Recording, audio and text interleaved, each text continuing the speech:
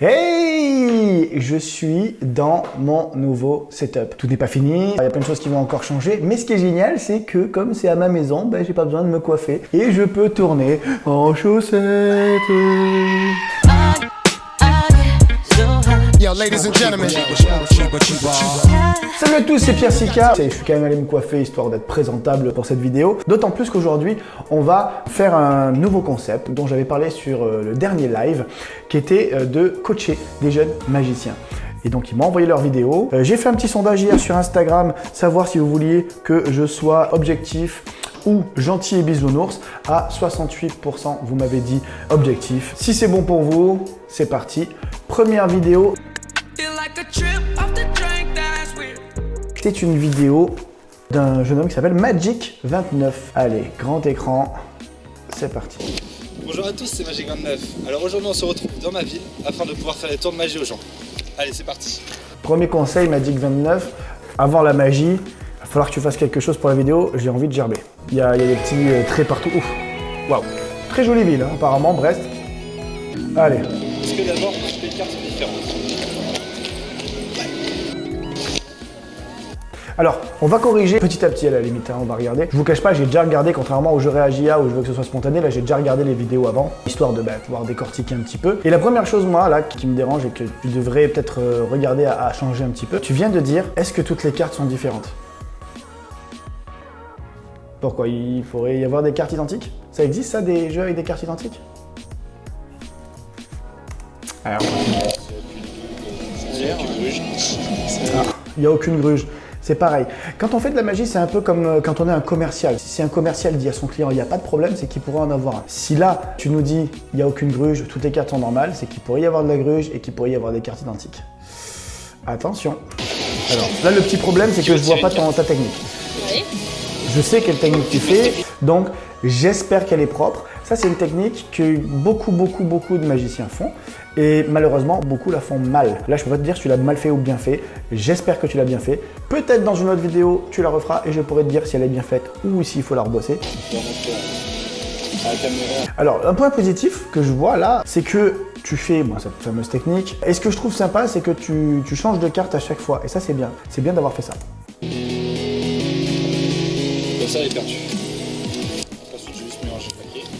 Ça, c'est un truc que je suis en train de développer pour ceux qui m'ont vu en spectacle récemment. Franchement, si un magicien fait remettre la carte au milieu par un spectateur, pourquoi la faire remélanger encore? À part pour tricher. Donc, franchement, il a remis la carte au milieu. Ça y est, c'est clean, elle est au milieu. Lui-même sait qu'elle est au milieu, tu sais qu'elle est au milieu. On gagne en dynamisme.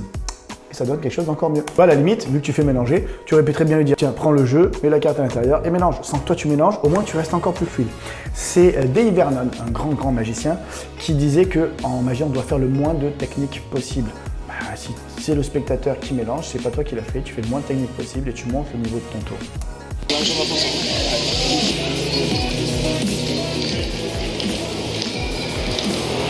Par contre, il mélange, mais ce serait bien que tu meubles un petit peu, parce que là, on n'a rien. On a vraiment juste un mec qui mélange. Ce que vous allez faire maintenant, c'est juste, avec votre main, vous allez juste faire un pistolet et tirer sur le jet de carte. Ça marche. Allez-y. Comme ça. Un peu plus d'intonation peut-être. Ça marche. Ce passage-là aussi, il est un peu bizarre, parce que tu demandes de tirer, mais en vrai, il se passe rien. Je suis partisan du fait que si tu demandes à quelqu'un de tirer sur le paquet de cartes, il doit se passer quelque chose. Si quelqu'un prend réellement un pistolet et tire sur un paquet de cartes, je te garantis, voilà la gueule du paquet de cartes. Donc si il doit se passer un effet magique, tu vas pouvoir, au moment où il tire, poum, faire en sorte que la carte ressorte du paquet à ce moment-là, et après prouver avec la suite de ce qui arrive. Mais tu vois un peu l'idée? Tu vois, et il se passe rien. À part tes mains qui bougent, il se passe rien. Alors que tu es en train de regarder les cartes. Et regarde, là on perd encore un temps. On perd en dynamisme. On regarde dans le jeu de cartes. Tu vois, regarde.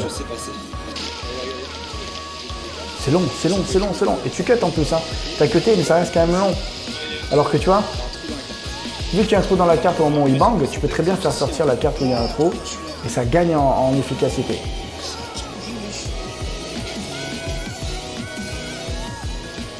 Voilà, donc si on doit débriefer ton tour Magic29, eh bien écoute, franchement, c'est un tour qui est pas mal, il y a de l'idée. Il va manquer un petit peu de texte. Et il va manquer ce petit truc en plus, pam, au moment où le spectateur tire sur le jeu de cartes. Et bien sûr, touche le jeu le moins possible. Tu as fait choisir ta carte, il la prend, il la met à l'intérieur, il mélange lui-même, tu reprends le jeu, tu cherches, pam, il tire, ça y est, et là tu sors la carte, il a tiré, tu retournes, et ton tour il passe à un tour qui fait 45-50 secondes, mais hyper percutant. Il vaut mieux 45 bonnes secondes qu'une minute 30 où on se fait chier. Allez, c'est parti. Deuxième vidéo. Donc déjà c'est cool parce que ce tour de magie m'est pleinement adressé.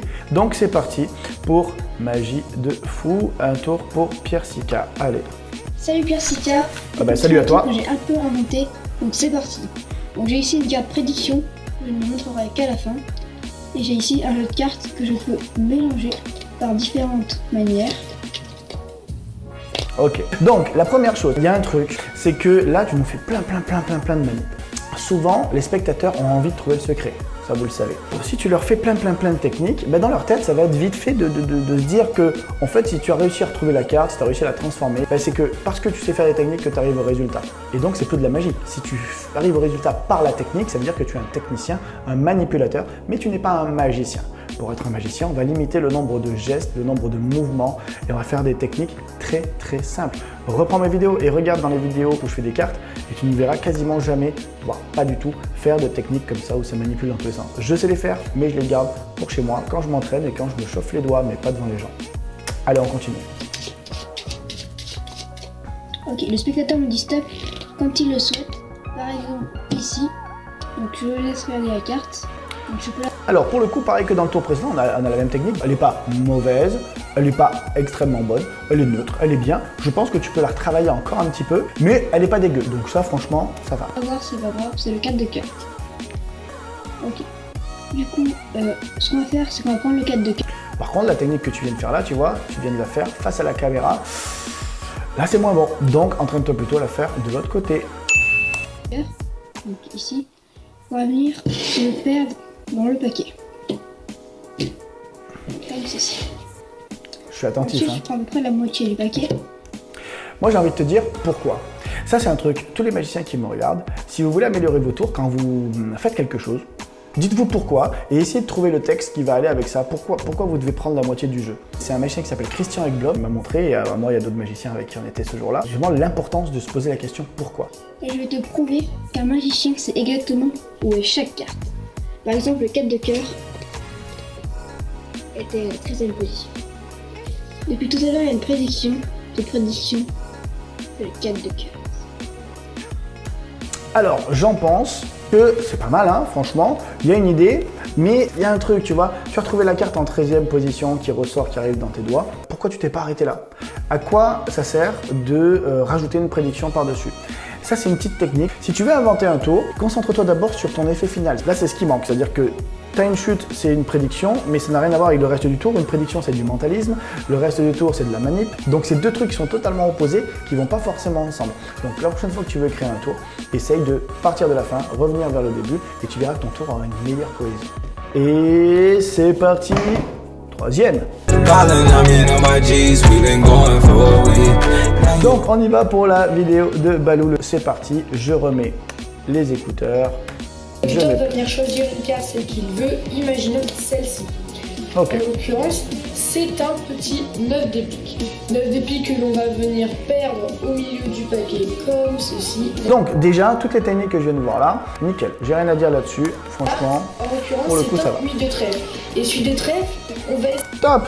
Jusqu'à présent, tu fais des techniques et on ne les voit pas. Enfin, le moldu ne les voit pas.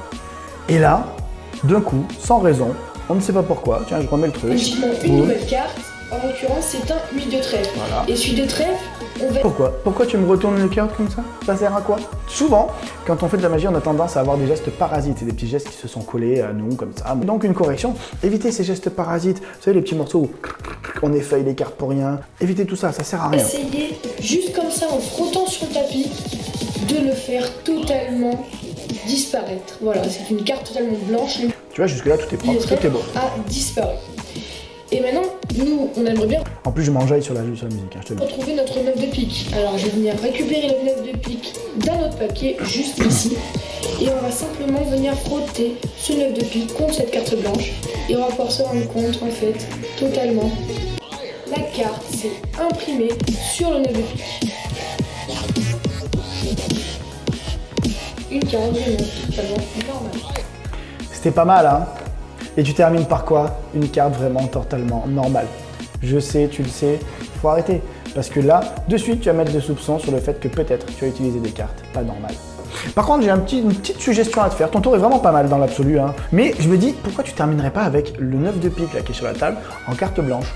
C'est-à-dire qu'à ce moment-là, il y a un transfert. J'ai déjà calculé comment c'était possible de le faire, donc tu peux le faire aussi. Alors, il ne reste plus qu'à te mettre au taf et à la prochaine vidéo. Dernière vidéo, Sam le magicien. Donc on passe et on se met directement au moment du tour, simple de tête. Allez, jolie carte. Sam, tu me fais mal aux oreilles avec ta musique. Ah, c'est mieux, voilà. Alors je dis ça, mais c'est peut-être moi qui montais le son un peu fort.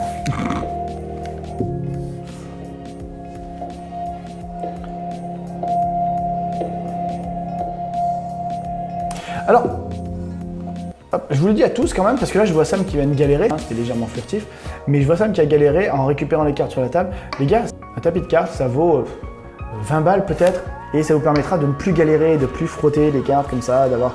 Vous allez voir que vous allez être beaucoup plus à l'aise sur toutes les techniques que vous allez avoir à faire, surtout les techniques qui passent sur la table. Donc voilà. Ça ne lui parle pas, donc je ne mets même pas le casque. Ok, une carte prise au hasard.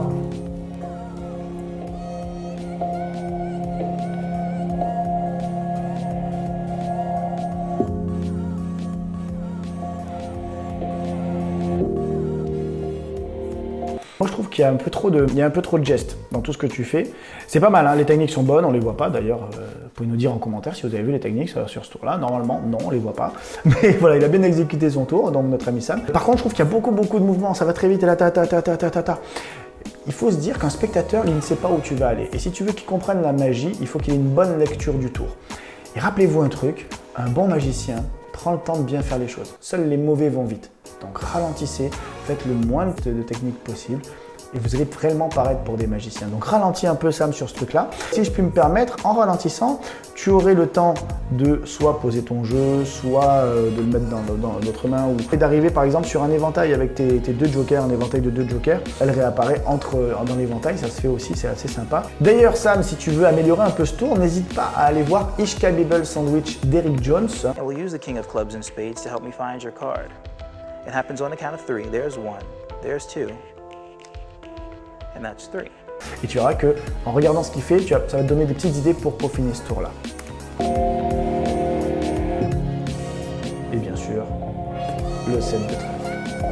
Voilà, j'espère que ce nouveau concept de vidéo vous aura plu. J'espère que vous, magiciens, vous aurez pu apprendre des petites choses, avoir des petits conseils. N'hésitez pas à m'envoyer à cette adresse vos vidéos pour que je puisse faire un volume 2 si ça vous a plu. Je vous dis à très bientôt sur les réseaux sociaux, sur de prochaines vidéos. Ciao, ciao.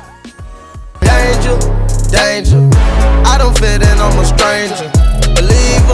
Believer, I can take out all the evil. Empowerment to all my people. I can prove to you I'm a leader. Run through the money, no visa. Forgive me, cause my life illegal. Searching for the bag and the prize. On a mission looking for them bad guys. Allez, ça cut, c'est bon. Merci, c'est tout. Fin de tournage pour aujourd'hui. On a bien bossé aujourd'hui. On a bien travaillé. Alors là on a bien... Qu'est-ce qu'on a fait? Ça valait le coup de te déplacer pour ça, hein, je te le dis là.